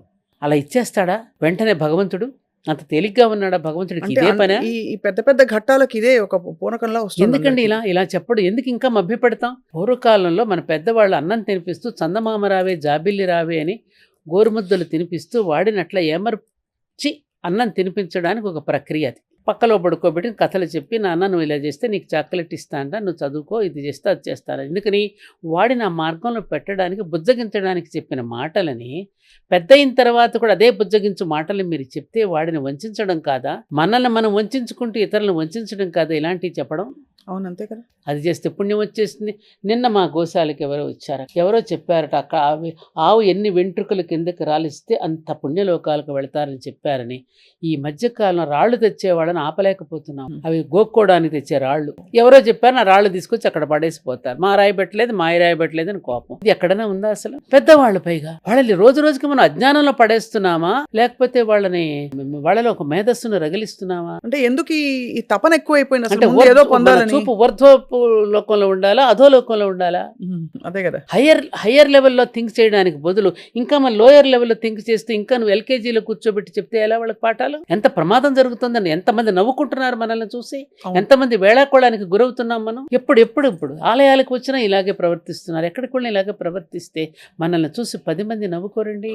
అవునవును. వాళ్ళ ప్రపంచ దేశాలన్నీ కూడా క్రమశిక్షణతో మనదైనటువంటి సనాతన ధర్మాన్ని ఆచరించడానికి పద్యాలు నేర్చుకుంటున్నారు, శ్లోకాలు నేర్చుకున్నారు, రుద్ర రమకాలు బ్రహ్మాండంగా చదువుతున్నారు, చక్కగా నాట్యమో సంగీతమో నేర్చుకుంటున్నారు, ప్రదర్శిస్తున్నారు. అద్భుతంగా మనదైనటువంటి సంస్కృతిని అవలంబించుకోవడానికి వాళ్ళు ఊబిర్లుడుతుంటే మనం ఏంటమ్మా ఇలా అయిపోతున్నాం? మనకి వినోదానికి కూడా ఒక నిర్వచనం మారిపోయింది. మీరు బిగ్ బాస్ చూస్తారమ్మా? అబ్బో అడగండి. అంటే అర్థం కాని పరిధులు దాటిపోతుంది. ఆ పరిధి దాటకూడదని లక్ష్మణుడు అక్కడ రేఖ గీశాడు. లక్ష్మణ రేఖను ఎందుకంటాం మనం? అంటే ఆ గీత ఖచ్చితంగా సంస్కృతి దాటకూడదు. సంస్కృతి దాటకొస్తే ప్రమాదం. అదే జరిగిందిగా. రాముడు ధర్మం అయితే సీతమ్మ సంస్కృతి. ఆ సంస్కృతి కనుక దాటిందంటే ప్రమాదం సుమా అని చెప్పి గీశాడు. కాదని చెప్పేసి ఆవిడ వెళ్ళింది, నమ్మేసింది, మాయ మాటలు నమ్మేసింది. రాముడిని ఏదో చేసేస్తాడేమో భయంతో వెళ్ళిపోతే ఏమైంది? మళ్ళీ ఆయన కలపడానికి వివేకమైన ఆంజనేయుడు రావాల్సి వచ్చింది. ధర్మాన్నించి సంస్కృతి విడిపోతే వివేకమైన ఆంజనేయుడు వస్తే కానీ మళ్ళీ ధర్మము సంస్కృతి కలవదు. అందుకని ప్రతి యువకుడు ఇవాళ ఒక వివేకానందుడై, ప్రతి యువకుడు ఒక ఆంజనేయుడై, ప్రతి యువకుడు ఒక ప్రహ్లాదుడై వాళ్ళ జాతిని మళ్ళీ కలపవలసిన అవసరం ఉన్నది. అంటే ఇది విమర్శించాలని నేను ప్రస్తావించలేదమ్మా, కానీ మీరు అన్నట్టు నిజంగా ఒక పరాకాష్ఠకి వెళ్ళిపోయింది ఇటువంటి వినోదభరిత కార్యక్రమాలు. అబ్బో, అంటే వినోదం జగుప్సాకరమైన ఏకీకరమైన వినోదం. మళ్ళీ దాని మీద మామూలుగా అంటే రకరకాల చర్చలు జరుగుతూ వాళ్ళు ఏమిటి, వాళ్ళ క్యారెక్టర్ ఏమిటి అని రకరకాల నెగిటివ్ ఎమోషన్స్ రావడం. ఇప్పుడు నేను ఏదైనా మాట్లాడినా కూడా దాని మీద ఇంకొకటి చర్చ పెడతారు, ఇంకొకటి మాట్లాడారు. మరీ ఎక్కువైపోయి అభిప్రాయాలు అభిమతాలు ఎక్కువైపోయి ప్రజలను ఒక గందరగోళ పరిస్థితిలో పడేస్తాం. కరెక్ట్ గా చెప్పారు. ఇది మంచిదా?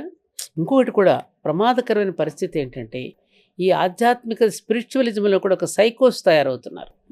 కరెక్ట్ గా చెప్పారమ్మా. నిజమండి. ఒక పిచ్చెక్కిన వాళ్ళు అది చెప్పారు కాబట్టి మనం ఇలా చేయాలి. ఢిల్లీలో ఒక సంఘటన జరిగింది, గుర్తుందా మీకు? ఎన్నో గొట్టాలు పెట్టేసి ఇంట్లో ఒక ట్యూబులు పెట్టేసి ఆ ట్యూబుల్లో నుంచి ఆత్మ వెళ్ళిపోతుందని అందరూ ఒకేసారి చనిపోయారు. అంటే ఇదొక పిచ్చ. రెండో పిచ్చ పర్వర్షన్. ఇంకోళ్ళు మనం గొంతు చించుకుని అరుస్తున్నాం, వీళ్ళు అది పాటించట్లేదు, వాళ్ళు ఇది పాటించట్లేదు అని అదొక సంస్కృతి మొదలైంది. మళ్ళీ అదొకటి గొంతు చించుకుని అరుస్తున్నారు చాలా మంది. ఎందుకు? పూర్వకాలం నుంచి వీళ్ళందరూ చెప్తేనే పాటించారా? అసలు ఆధ్యాత్మికత అనేది పుట్టుకతోనే ప్రారంభమైందమ్మా, మనసులోనే ఉంది. ఆధ్యాత్మికత అంటే ఏదో పెద్ద గ్రంథాల్లో చదివేది ఆధ్యాత్మికత కాదు, మన జీవితమే, జీవించటమే ఆధ్యాత్మికత. అవును, లైఫ్ అది, ఒక వే ఆఫ్ లైఫ్ అది. ఎందుకంటే పురాణాలు కానీ ఇతిహాసాలు కానీ ఇలా జరిగాను కదా. శృతి అంటే వేదము, స్మృతులు అంటే ధర్మశాస్త్రాలు, సంప్రదాయం దానికి నిచ్చెనేటి సత్సాంప్రదాయాలు మనకు ఏర్పాటు చేసినటువంటి ఇవన్నీ కూడా పూజాధికారి, ఇవన్నీ దానికి నిచ్చెన లాంటి. వేదం అర్థం కాదు కాబట్టి ధర్మశాస్త్రాలు ఒక పర్సానిఫికేషన్, ఒక మనిషికి ఆపాదించి మన కథలుగా చెప్పారు. ఆ కథలే మన జీవితం. మహాభారతం చదివితే వైవిధ్యమైనటువంటి పాత్రలు ఉంటాయి, విభిన్న స్వభావాలు కలిగిన వాళ్ళు ఉంటారు సమాజంలో, వాళ్ళందరితో కలిసి ఉండటం ఎలాగో నేర్పింది. రామాయణం అంటే కుటుంబం ఎలా ఉండాలో, ప్రజలను ఎలా పరిపాలించాలో మనకు చక్కగా దాని అనుపానులన్నీ మనకు తెలియచేస్తారు. దాని ప్రకారమే మనం నడుచుకుంటున్నాం, వాళ్ళనే గుర్తు చేసుకుంటున్నాం, వాళ్ళ జీవితాలతోనే సమన్వయం చేసుకుంటున్నాం మన జీవితాన్ని కూడా. సింపుల్. దీనికోసం దీంతా చించేసుకుని గొంతు చించుకుని మాట్లాడుకోవాల్సిన అవసరం ఏముంది? ఇలా మాట్లాడుకున్నారా? పూర్వంలో మా ఇళ్లలో జరగలేదా? ఇప్పటికీ జీవించడం లేదా? పర్ఫెక్ట్ గా చెప్పారమ్మా. ఆధ్యాత్మికత అంటే వ్రతాలు, పూజలు, నోములు, పారాయణలే కాదు. నన్ను నువ్వు తెలుసుకో, నేనెవరిని, నేను ఎందుకు వచ్చాను, నాకంటూ ఒక రోల్ ఉంది, భగవంతుడు ఒక పాత్రతనిచ్చాడు, ఆ పాత్రతను నేను సజావుగా నిర్వహించడమే ఆధ్యాత్మికత. నన్ను కూడా ఆధ్యాత్మికవేత్త అంటే నేను ఒప్పుకోను. నన్ను ఎవరైనా పరిచయం, ఎందుకు మా ఆధ్యాత్మికవేత్త అంటే చాలా పెద్ద పదం అమ్మా. ప్రతిదీ మీరు చిన్న శ్లోకాలు చెప్పినా, పద్యాలు చెప్పినా ఆధ్యాత్మికవేత్తలు అనేస్తున్నారు ఎందుకు? అందరికీ శ్రీలు ఎందుకు తగిలించేస్తున్నారు ఇట్లా? దానికంటూ ఒక అర్హత ఉండాలి. నన్ను కూడా అలా అనొద్దని చెప్తాను నేను అందరికీ. కానీ మీరు చాలా నిజంగా అందరికీ అర్థమయ్యేలా చాలా రీజనబుల్ గా చెప్తారు. సోషల్ ఇప్పుడు మనకి వాడికి అర్థమయ్యేటంటే, పిల్లవాడు అడుగుతున్నాడు ఇవాళ, ఒకప్పుడు మా చిన్నప్పుడు మాకు భూకంపం ఎలా వస్తుందమ్మా అంటే, మా జేజమ్మ వాళ్ళు భూమి కంపించినప్పుడు ఇక్కడి నుంచి ఇక్కడికి మారుతుందమ్మా బరువు ఎక్కినప్పుడు, ఆ మారుతున్నప్పుడు వచ్చే ప్రకంపనే భూకంపం అని చెప్పేది. అలాగానే దండం పెట్టేసేవాడు. వాళ్ళు ఆలోచిస్తే ఏమీ చదువు రాకపోయినా వాళ్ళు చెప్పిందంటే ఎంత అర్థం ఉందమ్మా. సైన్స్ కూడా అంతే కదా. ఆ భూమి యొక్క సమతుల్యతను మనం దెబ్బతీసినప్పుడు అది కంపిస్తోందిగా, అంతే కదా. భూకంపం ఎందుకు వస్తుంది? నిజమే. ఇప్పుడు చూడండి, ఆకాశ హర్మ్యాలు కట్టేస్తున్నాం, ఎక్కడ చూసినా భవనాలు ఎక్కడ ఆకాశాన్ని తాకుతున్నట్టుగా కనిపిస్తున్నాయి. లోపలికి ఎంత లోతు తవ్వుతున్నాం మన స్వార్థం కోసం. మనం కంఫర్ట్గా జీవించాలని మనం ఏదో భోగలాలసలో పడిపోయి ఎంత లోతుకు వెళుతున్నాం మనం. ఎక్కడ బ్యాలెన్స్ తప్పుతుందా లేదా? ఒకవైపున పర్వతాలు, ఒకవైపున నదులు, ఒకవైపున సముద్రం, ఒకవైపున చెట్లు, దీని బ్యాలెన్స్. ఒకప్పుడు పూర్వంలో మేము ఎడ్ల బండి కట్టుకుని వెళుతూ ఉంటే మా అన్నయ్యలు బండి తోలుతూ మరి వెనక బరువు ఎక్కినట్టు కొంచెం బస్తాలు తీసుకురండి ముందే ఇండి అనేవారు. అంటే ఏంటి, అక్కడ బ్యాలెన్స్ తప్పింది కదా. ఇప్పుడు అదే కదా, మరి ఇప్పుడు అదే ప్రకృతిలో బ్యాలెన్స్ తప్పుతుందా లేదా? ఈక్విలిబ్రియం అంటారు, దాన్ని మెయింటైన్ చేయాలా లేదా? మరి మానవులుగా మనం ఎంతవరకు ఆలోచిస్తున్నాం? మన చదువు ఎక్కడికి పోయింది? మన వివేకం ఎక్కడ తగలబడింది? మరి ఇంత భూమి మనకి ఇచ్చినప్పుడు 100 మంది ఉన్న చోట నువ్వు 1000 మందిని పెడుతున్నావు, 10 మంది ఉండవలసిన చోట 100 మందిని కూర్చోబెడుతున్నావు. ఎలా ఉంటుంది అక్కడ బ్యాలెన్స్? నీళ్ళు ఎక్కడి నుంచి తెస్తారు? పంచభూతాల గురించి మనం ఆలోచిస్తున్నామా? మరి దానికి కోపం రాదా? అగ్నికి కోపం రాదా? వాయువుకి కోపం రాదా? ఇవన్నీ స్తంభించిపోతే ఒకరోజు ఏమవుతాం? మనంతా ఖచ్చితంగా అవుతున్నావా? అన్ని కరువు కాటకాలు, మన వైపరీత్యాలు అన్ని జరిగిపోతున్నాయి. ఇప్పుడు జలప్రళయం ప్రారంభమైంది కదా, ముంచేస్తుంది కదా. ఎప్పుడు కురుస్తుంది వర్షం? అనావృష్టి, అతివృష్టి, అనావృష్టిలు చూస్తున్నామా లేదా? నేను పెద్దగా ఏం చదువుకోలేదమ్మా. మేము చదువుకునేది ఎంత? 10వ తరగతి. ఇప్పుడు మాది 11వ తరగతి. జిల్లా పరిషత్ హై స్కూల్లో ఎస్ఎస్ఎల్సి నేను చదువుకున్నది అంతవరకు. జిల్లా పరిషత్ తెలుగు మీడియము. మా నాన్నగారు మా అమ్మగారు ఏం చదువుకున్నారు? 4వ తరగతి, 2వ.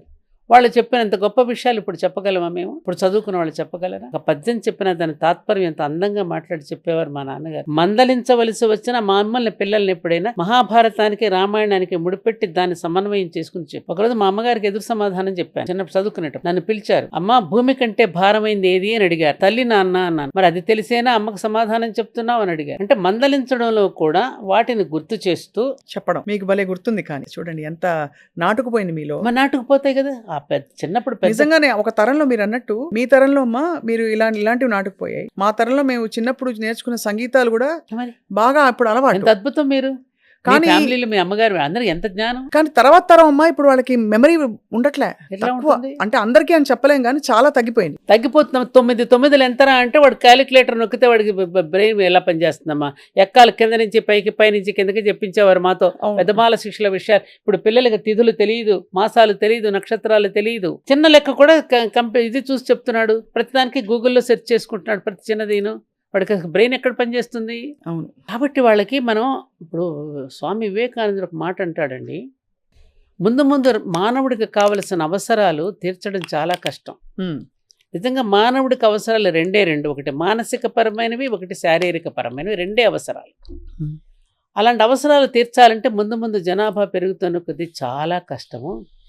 కేవలం వ్యాపార దృష్టితో చేసే వాటిని బహిష్కరించి తీరవలసిందే అన్నాడు. అర్థమైందా నేను చెప్పి? అర్థమైంది. కేవలం వ్యాపార దృష్టితో చేసే వాళ్ళని బహిష్కరించాల్సిందే, వాటిని తీసేయాలి. అవును. సముద్రంలో పారేయాలి. ఇది సమాజానికి చేటు చేస్తుంది అనుకున్నప్పుడు దాన్ని సమాజంలో పెట్టకూడదు. మా అత్తగారు అనేవారు బంగాళదుంపలు ఒకసారి తినకూడదని ఏదో వచ్చింది పెద్ద వార్త, బంగాళదుంపలు ఇది వస్తాను. మా అత్తగారు ఒక మాట అన్నారు, మేడం బంగాళదుంపలు తినకూడదని రేడియోలో చెప్పే బదులు బంగాళదుంపలు మార్కెట్లోకి రానియకుండా చెయ్యొచ్చు కదా అనేవారు. అవి ఎంత గొప్ప మాట అది. అవును, కరెక్టే. అవును. అలాంటి అసలు మార్కెట్లో ప్రజల కళ్ళ పడకుండా ఉంటే చూస్తే జాగ్రత్త పడొచ్చుగా. వచ్చిన తర్వాత మనం ఎంత మొత్తుకుంటే ప్రజలు ఎంతవరకు వింటారు? ఎందుకంటే పెద్దల మాటలు చద్ది మూటలని ఎందుకన్నారు?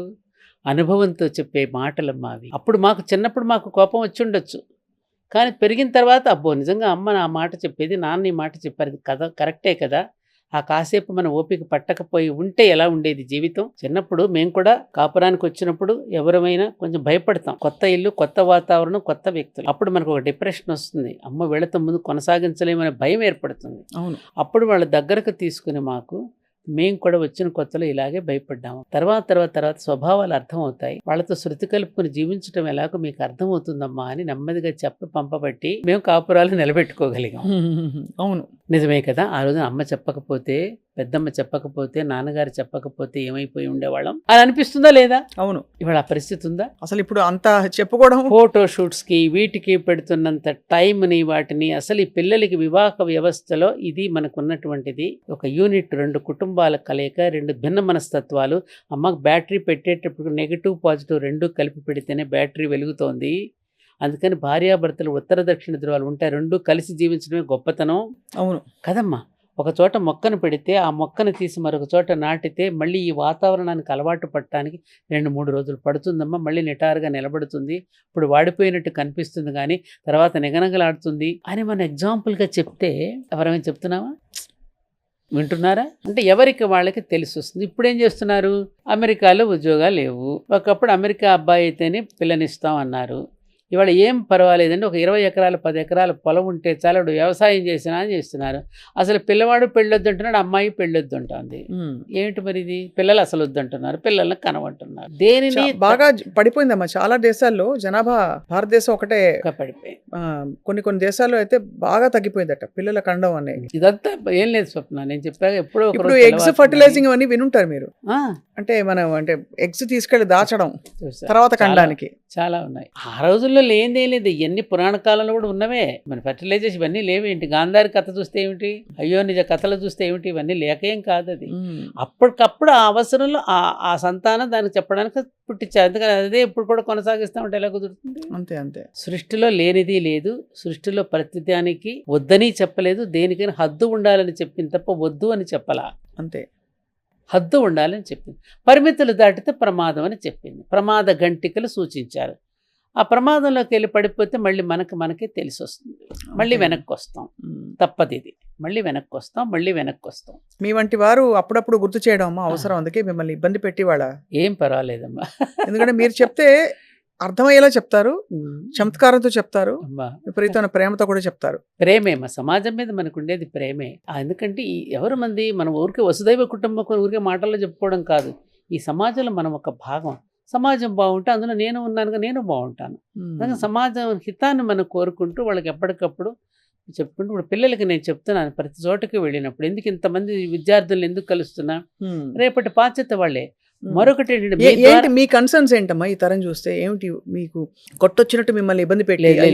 ఈ తరం పిల్లలు బాగున్నారు, ఈ తరం పెద్దవాళ్ళు బాగాలేదు, ఈ తరం పిల్లలు బాగున్నారు. పిల్లలతో నేను మాట్లాడితే నేను ఎక్కువ పిల్లలతో కూర్చొని సంభాషిస్తా. వాళ్ళు చెప్పే ఆన్సర్స్ వింటుంటే ఒక్కొక్కసారి నాకు అరే మనకి తట్టలేదు ఇది. ఇంకోటి ఏం చేస్తున్నారు వాళ్ళు, ఎవరి ప్రణాళిక వాళ్ళు వేసేసుకుంటున్నారు. తల్లిదండ్రులతో ప్రమేయం లేకుండా ఇవాళ టెక్నాలజీ కూడా పెరిగిపోయింది. వాళ్ళ జీవితానికి కావాల్సిన బాటను వాళ్ళే నిర్మాణం చేసుకుంటున్నారు. రీసెంట్గా మీరు పేపర్లో కూడా చూశారు కదా, ఒక పిల్లవాడు ఇక్కడ గుజరాత్లో ఎక్కడో హాస్టల్లో చదువుతున్నాడు. హాస్టల్లో చదివితే కొద్ది రోజులు హోమ్ సిక్తో బాధపడ్డాడు. అమ్మని చూడాలని, నాన్నని చూడాలని బాధపడ్డాడు. ఆ తర్వాత ఇలా బాధపడటం కంటే నేను ఏదైనా కొత్తగా ఆవిష్కరిస్తే బాగుంది, ఒక డ్రోన్ కనిపెట్టాడు. మీరు వినే ఉంటారు పేపర్లో చూసి. ఆ డ్రోన్ కనిపెడితే కేంద్ర ప్రభుత్వం ఆ కుర్రవాడిని పిలిచి ఆ తర్వాత ఆ డ్రోన్స్ తయారు చేయించి పెద్ద మార్కెట్టే, చిన్న వయసులో వాడు అంత పెద్దవాడైపోయి గొప్పగా వాడుగా తీర్చిదిద్దబడ్డాడు. మరి చూడండి, అతని ఆలోచనల నుంచి పుట్టినటువంటి ఒక ఇది. అలా పిల్లలు చాలా గొప్ప గొప్పగా ఆవిష్కరిస్తున్నారమ్మా. అవునవును, వాళ్ళలో చాలా చాలా కొత్త కొత్త ఆలోచనలు వస్తున్నాయి. కాబట్టి తరంలో ఒకవైపు బాగా అధికంగా డబ్బు సంపాదించేసి పిల్లలకి కావలసిందని ఇచ్చేస్తే వ్యసనాల బారిన పడు సమాజం ఒకవైపున ఉన్నారు. అలాగని మొత్తం పిల్లలు చెడిపోవాలి. కొంతమంది పిల్లలు ఇలా కూడా తయారవుతున్నారు, ఇలా కూడా కొత్త కొత్త ఆవిష్కరణలు చేస్తున్నారు, మన యొక్క ఇతిహాసాల మీద శ్రద్ధ పెడుతున్నారు, మన భారతీయ సంస్కృతి మీద కూడా వాళ్ళు ఇది చేసుకోవడానికి ఉబలాట పడుతున్నారు. అవి చూస్తున్నాం మనం. కాబట్టి సమాజంలో ఈ మంచి చెడు అంతా ఒకటి ఉంది. ఇంకోటి స్వప్న, మీ ద్వారా నేను చెప్పదలుచుకున్నది ఏంటంటే, నేను చాలాసార్లు రామోజీరావు గారితో కూడా ఒకసారి ఒక సందర్భంలో కలిసి వెళ్ళి మాట్లాడాను. రామోజీరావు గారు ఒక సజెషన్ అండి, ప్రపంచ దేశాలలో పత్రికల వాళ్ళు మంచిని తాటికాయలంతా రాస్తారు. ఎక్కడన్నా సమాజంలో చెడు జరిగితే ఒక మూల రాస్తారు. వాళ్ళు మంచికి ప్రాధాన్యతనిస్తారు, చెడుకి అప్రాధాన్యత ఉంటుంది.